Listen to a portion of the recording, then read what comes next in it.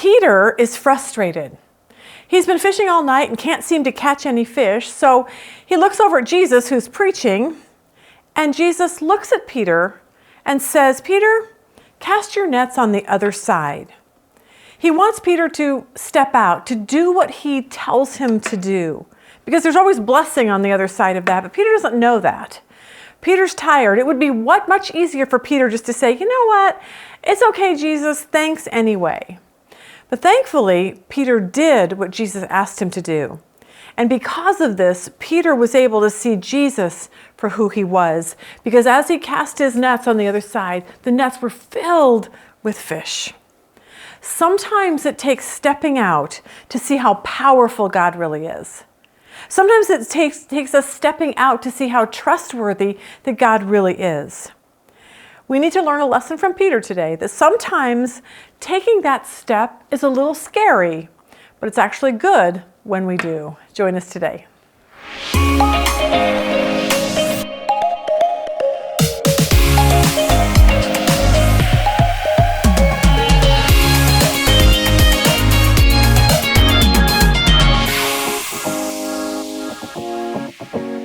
tell you, I am not a yeller, like for my kids. Like, I don't scream and yell at them. I used to when they were like 4 and 5, because I think that's the only way you get their attention. But I don't really, that's just, I realize that as they get older, like I can just talk to them. Well, Dusty got in the car the other day on the way to the rec center, and he says, "Mom, I got a D on my test today." Okay. Now, normally I'd be like, whatever, but we just took all of his video games away from him and said, "You're not playing videos during the week, you're going to study." And he gets a D. Okay. I went ballistic. I'm screaming at him. I'm yelling at him. It was like the saddest thing in the whole world. And I'm like, "What are you thinking? You're never going to get into college." And I put the guilt trip on, and the poor kid was just a mess by the time I got done with him. And I actually pulled up to the rec center and looked around and thought, I hope no one here knows me, because they're going to see me screaming at my son. So anyway, walked around the track, felt really bad, got back to him and said, "Dusty, I'm really sorry. I can have a conversation with you. I don't need to scream at you and yell at you, but you need to listen to us." And, we had that conversation. He looked at me and he goes, "Mom, you're really scary when you get mad." And I thought that was so funny. I thought, me scary? Yes, I still got it in me, so that's good. Oh. So this is Dusty. The other funny thing that happened this week was we came out to find our 2 kids fighting over earrings. Okay, which wouldn't be a problem if they were both girls. But since one's a boy and one's a girl, this is a problem. Dusty's like, "Those are my earrings you're wearing." He's like, "No, they're not. They're mine." So they're arguing over this. And Rob and I are looking at each other like, "You have got to be kidding." Like, we expect them to fight over toys and food, but not earrings. Okay, so anyway, got through that week. So yay. Let's continue on. If you're new, we are going through the Gospel of Luke. We are in Luke chapter 5. Wow, that's pretty good. And we have a long way to go, so we'll be doing this for quite a few years, I'm going to assume. So we left last week with Jesus preaching on the shore at the Sea of Galilee in Capernaum. The crowds are pushing to hear him, and now he has nowhere to go except into the water. So he hops in Peter's fishing boat, and he gets in there, so he's going to start preaching. Now, the cool thing about Jesus is that he knows Peter well enough to know that Peter fishes, and that's how God is going to reach Peter through what Peter knows best in his life. So Jesus is preaching, and you can imagine the scene with Peter.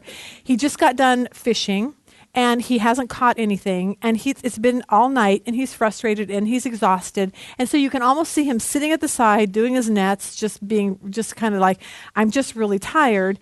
And then Jesus stops his preaching because he wants to teach Peter something really, really important that you and we're going to go a whole bunch of different ways with these verses today. Chapter 5, verse 4, this is what he says. When Jesus had stopped speaking, he said to Simon Peter, "Put out into the deep water and lower your nets for a haul." Okay? In other words, he's saying, "Peter, I know that you're really tired. I know that you're exhausted. I know you don't really want to do this, but I'm telling you, if you will just step out and do something, I'm going to show you something miraculous."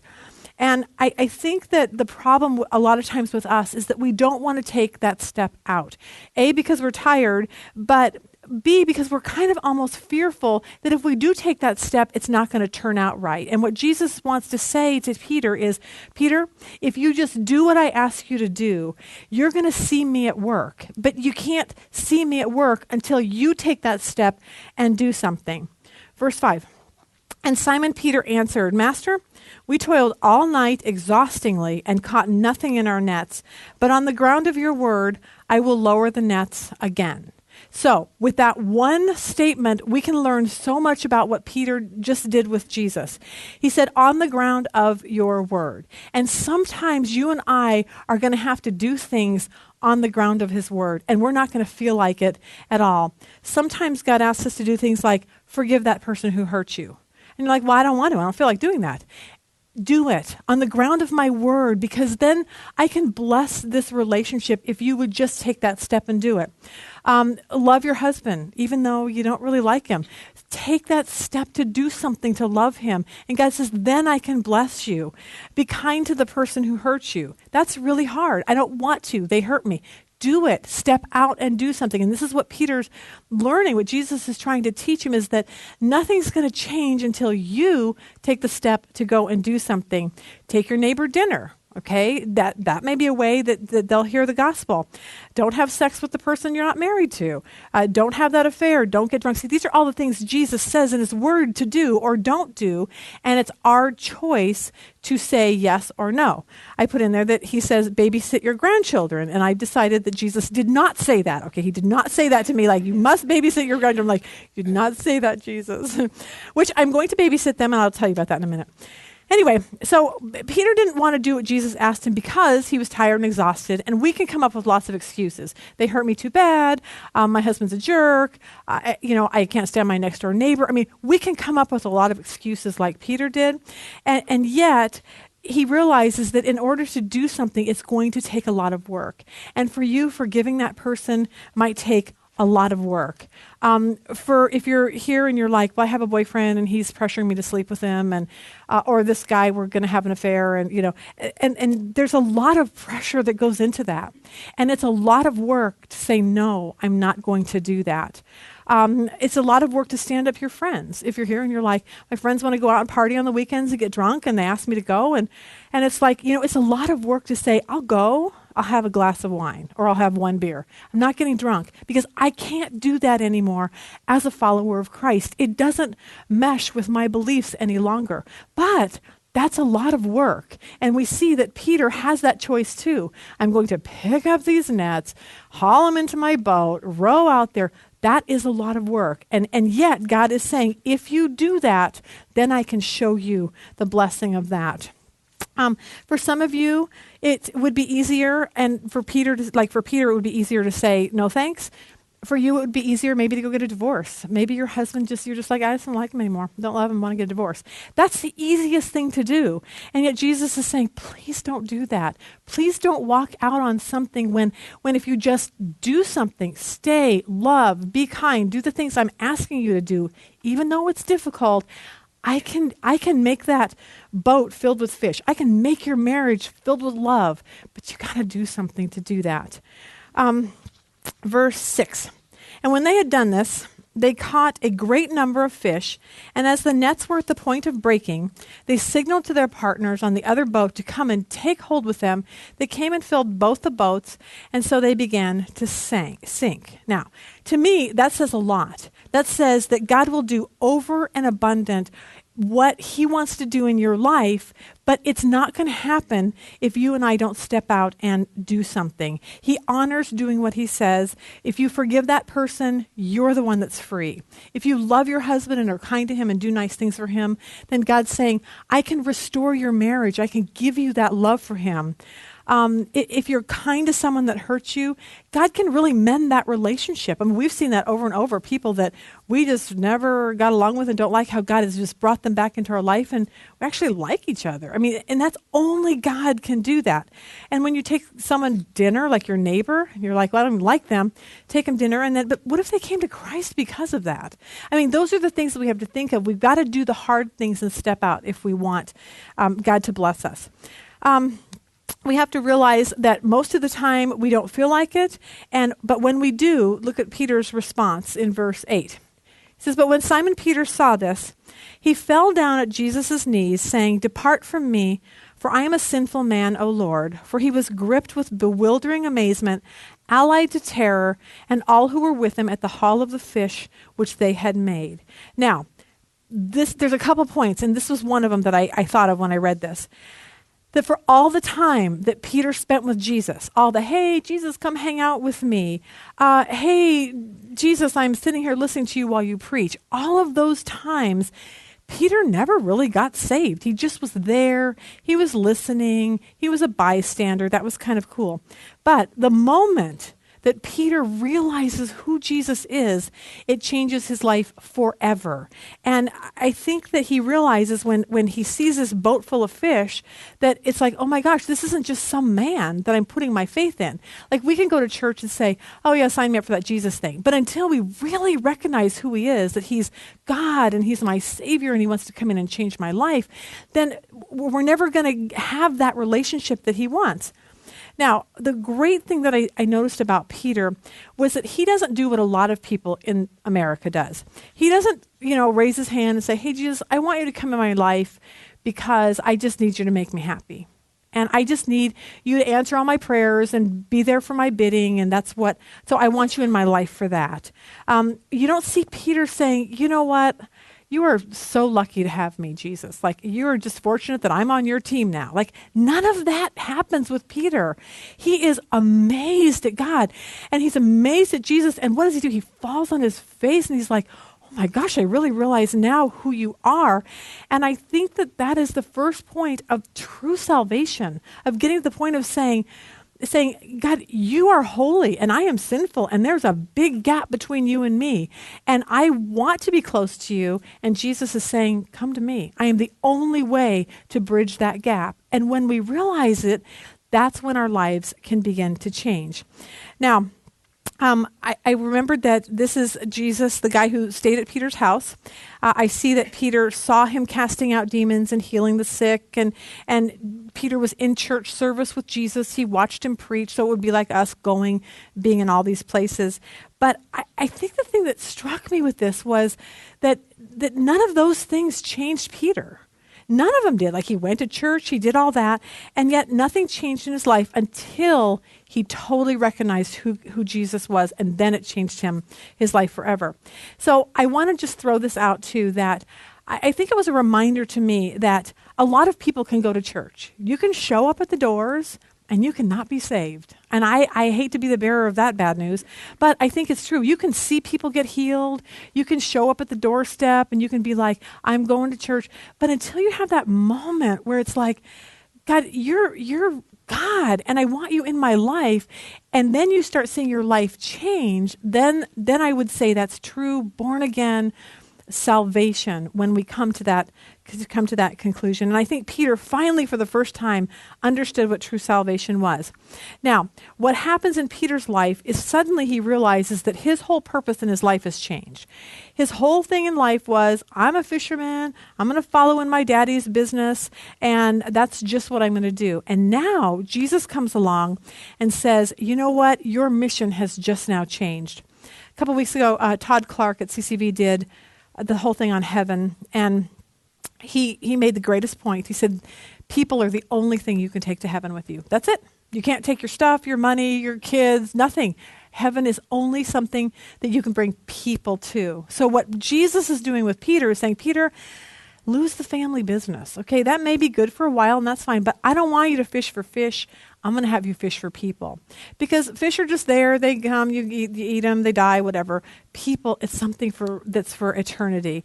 And so he's trying to get to Peter to say, "Peter, I want you to use your job, your resources, everything that you have, and move your mission from it all about you to it's all about God. What can I do to serve for God's kingdom?"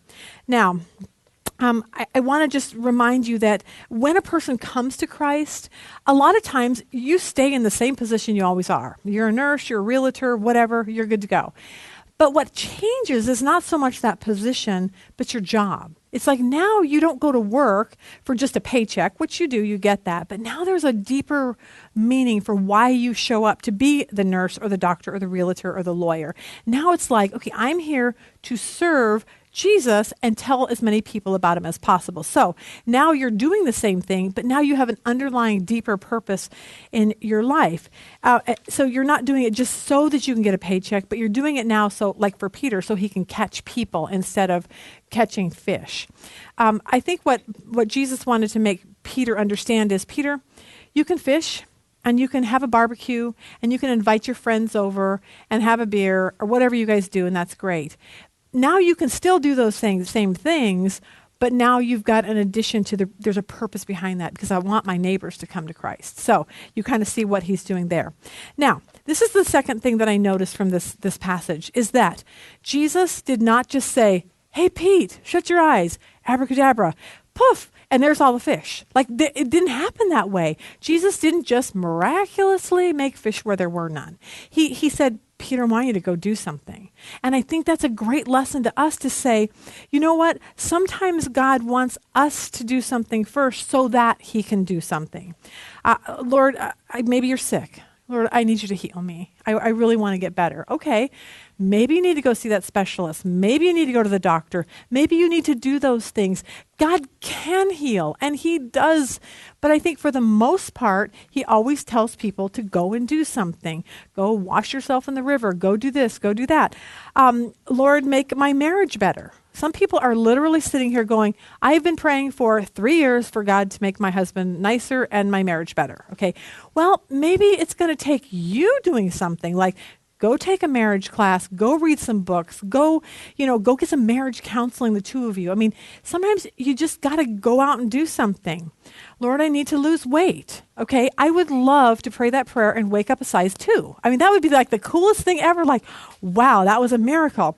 But unfortunately, I can't do that. So when I realized that, I went on Weight Watchers. I started walking the rec center. I lost 10 pounds. I have conveniently, in the last probably 3 weeks, gained 5 of it back. Now, I know what to do. Okay, I know that handful of peanut M&Ms that I grabbed out of the freezer last night right before I went to bed, probably not the best thing in the whole world to do. So I have to do something. I can't just eat all the M&Ms and say, dear Jesus, please make there be no calories in here, because that's just not how the world works. So if I want to lose weight, I'm going to have to do something. Jesus is not miraculously just going to do that. If you need a job, sitting at your house watching soap operas is not going to get you a job, okay?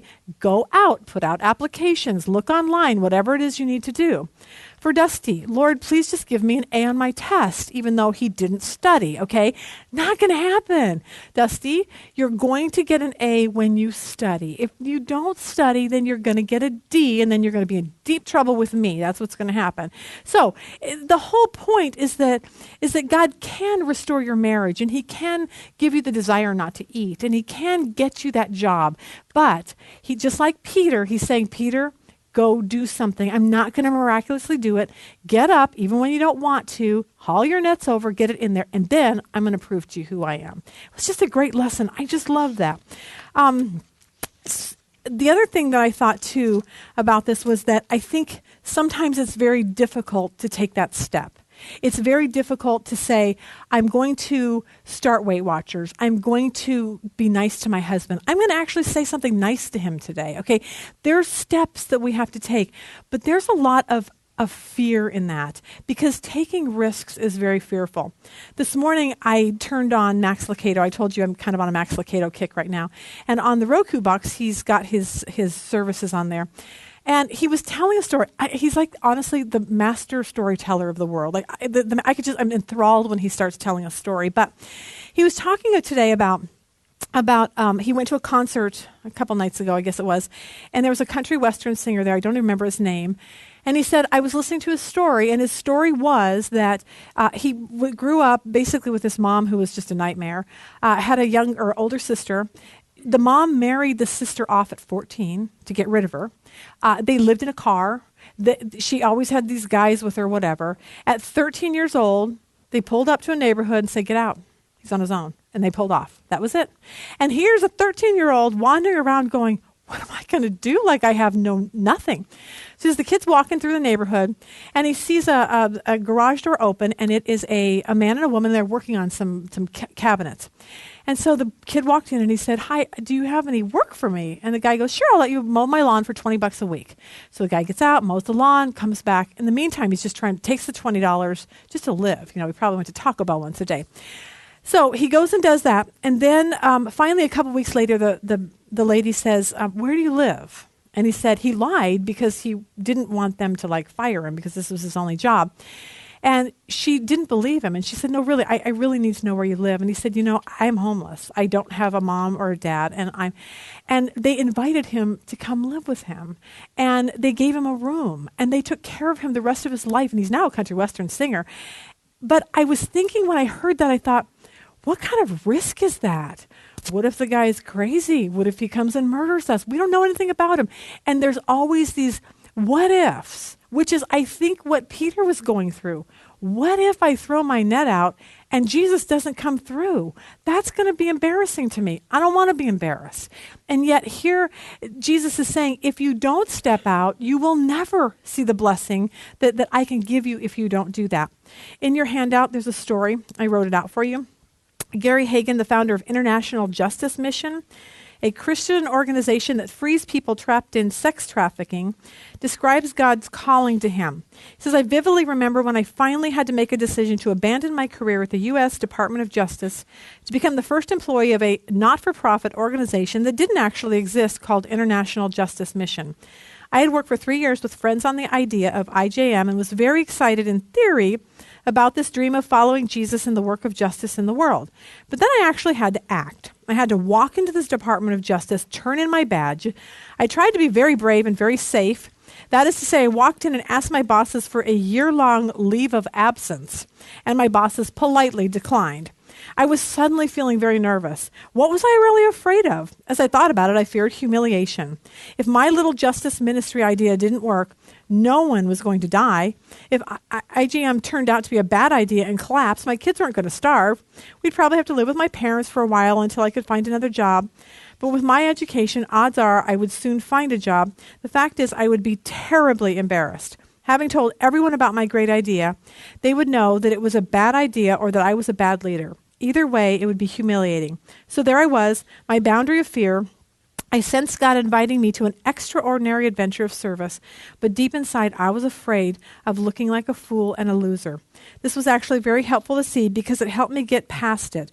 When I am older, do I really want to look back and say, yeah, I sense that God was calling me to lead a movement to bring rescue to people who desperately need an advocate in the world, but I was afraid of getting embarrassed, and so I never even tried.